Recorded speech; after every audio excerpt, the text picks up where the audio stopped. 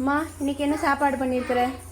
இன்னைக்கு சாப்பாடு கொள்ளு பருப்பு, சாம்பார், ரசம்.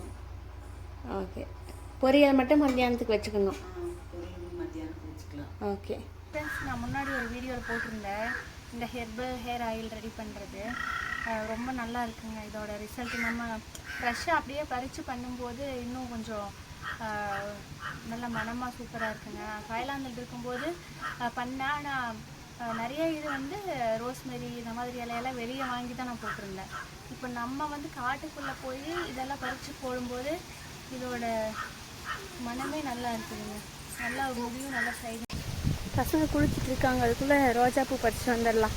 ரோஜாப்பூ செடி மட்டும் கொஞ்சம் ரோட்டு மேலே இருக்குங்க முன்னாடி.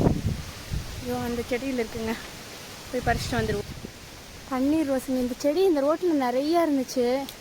இப்போ வந்து ரோடு கொஞ்சம் எக்ஸ்டெண்ட் பண்ணாங்க, அதனால் எல்லாத்தையும் வெட்டிட்டாங்க செடியெல்லாம். இது வந்து பிறந்த குழந்தைங்களுக்கெல்லாம் போட்டு தேய்ப்போங்க கிராமத்தில். இங்கே அப்பக்கோவைன்னு சொல்லுவாங்க. இதில் சட்னி கூட அரைக்கலாங்கண்ணா. இன்னொரு வீடியோவில் போடுறேங்க.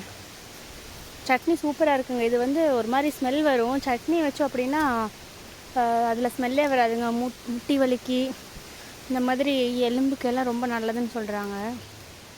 இதுவும் கொஞ்சம் பறிச்சுக்கலாம். நம்ம ஊரில் இருக்க இது வந்து சாப்பிட்லாமா இல்லை சாப்பிடக்கூடாதான்னு எனக்கு தெரியலங்க. ஆனால் அங்கே வந்து இது நல்லா சாப்பிடுவாங்க, எல்லா ரெசிபிலையுமே யூஸ் பண்ணுவாங்க. ஆனால் அது நல்லா ஸ்வீட்டாக இருக்குங்க. இது வந்து தெரியலைங்க எப்படி இருக்குன்ட்டு. இது நம்ம பறிச்சுக்கலாம். ஆனால் இது குழந்தைங்களுக்கு போட்டோன்னா நல்லா இருக்குங்க. நல்லா ஸ்கின்னும் சாஃப்டாக இருக்கும், நல்லா மணமாக இருக்குங்க. இது வந்து நிறைய ஸ்கின் ப்ராப்ளம்க்கெல்லாம் வந்து நல்லா இருக்குன்னு சொல்கிறாங்க.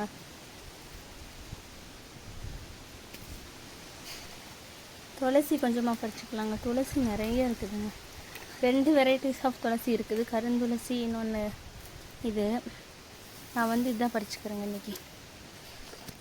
இதெல்லாம் வச்சு நம்ம அம்மியில் நல்லா அரைச்சி எடுத்துக்கலாங்க. அம்மியில் போட்டு நல்லா அரைச்சி எடுத்துக்கலாங்க. ரொம்ப நாள் ஆச்சுங்க அம்மியில் அரைச்சி.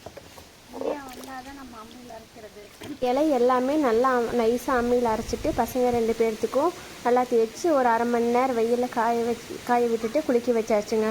இந்த மாதிரி பண்ணால் குழந்தைங்க நல்லா தூங்குவாங்க. கிராமத்துல எல்லாம் பிறந்த குழந்தையிலேருந்து பெரிய குழந்தை வரைக்கும் இந்த மாதிரி தாங்க பண்ணுவாங்க.